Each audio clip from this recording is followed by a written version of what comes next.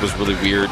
He was already behind at that point, but it's just one of those mistakes you look at and you're like, all right, he's nervous or something. Like, this just doesn't make any sense.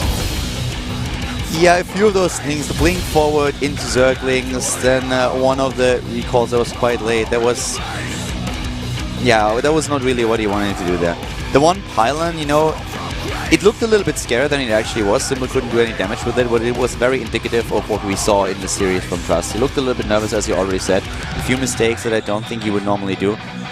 But he has to get it together right now, because Yonsu is going to be the second map, and if he really wants to have a chance to go to the winner's match and compared to dropping down to the loser's match, right, he needs to step it up, because the performance that we saw in game number 1 is just not enough to beat someone like Symbol.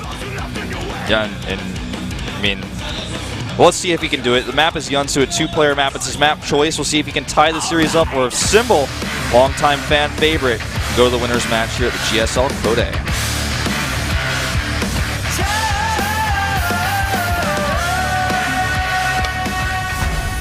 Trust versus Symbol. Trust to the bottom left finds himself at a disadvantage in the series, losing game number 1 against his opponent. The Protoss player for CGN has to win 2 in a row now if he wants to go head-to-head with another Protoss player in the winner's match. To the top right, on the other hand, we have for Azubu Symbol with a really solid game on map number 1. Yeah, I mean, he just played like you expect to see Symbol play. He's somebody who is late game oriented. You know, actually that moment where he's going into a temple. Yeah, temple with Overlord first. Can you explain this one to me? Why is the Overlord first, just to get the drones up a little bit better?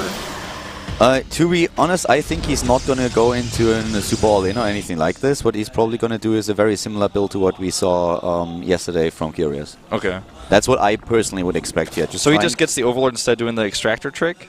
Is that like how this is? Because normally like, you do the Extractor trick to get the 2 drones out extra, then you have 150 minerals anyways once the... To be honest, it might also have been a mistake. The thing is, like, if you do the Extractor trick with the Overlord alone, like, what you usually try to do is when you go for the Extractor trick, you get the faster spawning pool, because with the Overlord costs 100 minerals, so you have to really delay that spawning pool quite a bit. But if you get it like this, I feel we're going to see the Queen from him, and we're going to see like 6 Zerglings just going to do some damage and trying to snipe what's down there. Yeah, the Queen. Okay, so you get the Queen out a little bit faster, you can get the Larva up a lot faster. Okay, that actually makes sense to me, yeah. That's the Queen. So he's playing basically what Curious did last time.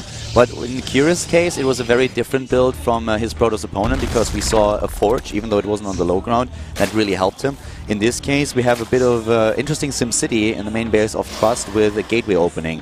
So the Zerglings are just here to do a little bit of damage and to annoy his opponent, and he was probably hoping that there would be an early base and maybe even a Forge opening. That's not going to work really in his favor. With good micro on the Zealot and also, of course, the probes, Trust should actually get out ahead of this. Okay. I've actually maybe seen this one time with the Overlord first like this, but I really like it.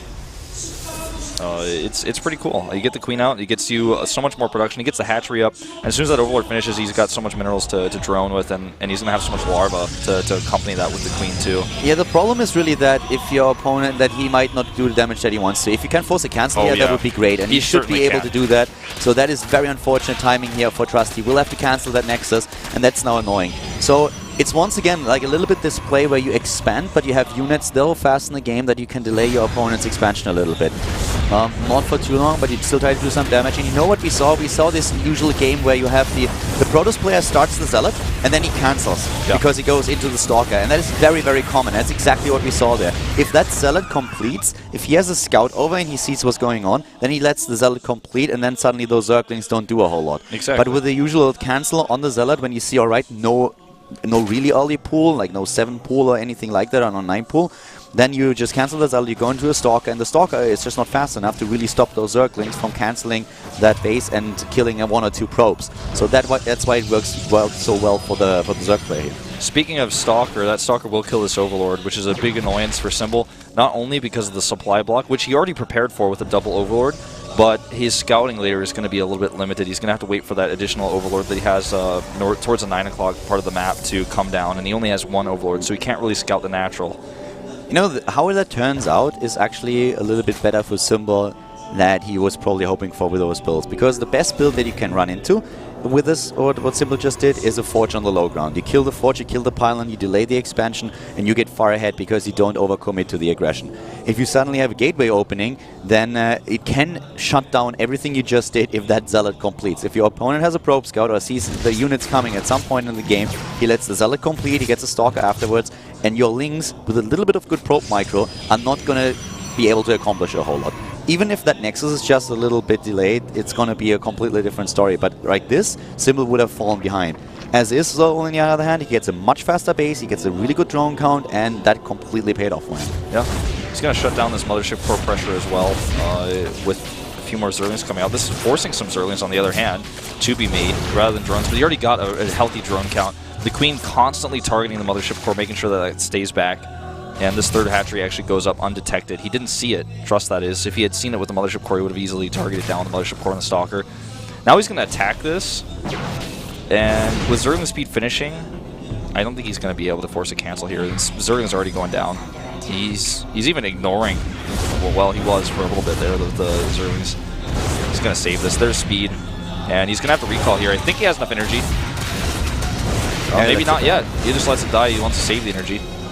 Well, we have Roaches now building for Symbol, and Symbol is getting that third base. That's not going to be a problem. Of course, the Mothership Core is going to be a little bit annoying for much longer, but still they are queens, and those queens will walk over eventually and take it out, at least force it back. Yeah. So Ling's everywhere searching for pylons. He wants to know, okay, where's the probe? Is there a probe somewhere on the map? Do I have to fear some kind of warp in against me? Then he sees also the Phoenixes and immediately starts to build his own Spore Crawlers. That's of course very important right now, because Trust chose those Phoenixes early enough for him to really react against it. If 4 Phoenixes just move into your main base and you are not ready with the Spore Crawler, your queens are going to die, and that's going to also be like start the end of the Overlords. I mean, the third base is just building way more. The hit points build much faster than the Mothership Core can do damage, so he's going to feel pretty okay with that. The hatchery is going to be lower than he would like it to be, so he has to be concerned about a warp in, but that's not what we see from Trust at all. He doesn't have any additional gateways really getting ready for a big push. Walks the Spore Crawler, this Queen goes down, and that's actually pretty huge. Spore Crawler is going to force the Mothership Core to move and react, and with no Spore Crawler up here just yet, this is actually starting to look really good for Trust, the amount of damage he's done with these Phoenixes so far. Look at the supply right now. Well, Trust killed 3 Harvesters so far, and he took down, I think, 1 Queen.